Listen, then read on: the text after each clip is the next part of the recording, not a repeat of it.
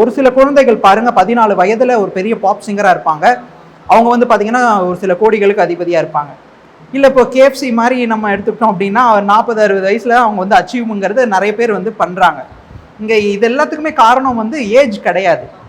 Age வந்து just ஒரு factor தானே ஒழிய, ஜோதிடத்தின் அடிப்படையில் ஜோதிடத்தின் அபிமானத்தில் நாம் இதை பார்க்கும் பொழுது அவர்களுக்கு கிரகத்தினுடைய உராய்வுகள், கோச்சார கிரகங்கள் ஜனன கால ஜாதகத்தின் மேல் இருக்கக்கூடிய கிரகத்தின் மேல எவ்வாறு அந்த ஆதிக்கத்தை செலுத்துது அப்படிங்கிறத நம்ம பார்க்கும் பொழுது மட்டும்தான் இதுக்கு தீர்மான விடையை வந்து நம்மளால எடுக்க முடியும். சிறு வயதில் அது கொஞ்சம் நெகட்டிவா வந்திருந்தது, பாவர்களுடைய தொடர்பு அதிகமா இருந்ததுன்னா அது வந்து அவ்வளவு சிறப்பா இருந்திருக்காது.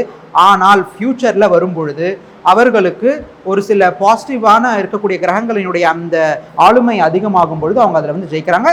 ஒரு சிலருக்கு இதையும் தாண்டி ஒரு சில ஸ்பெஷலான யோகங்கள்ங்கிறது வந்து இருக்கும். அந்த யோகம் எப்ப செயல்படும் அப்படிங்கிற ஒரு உபவிதிகளும் இருக்கு.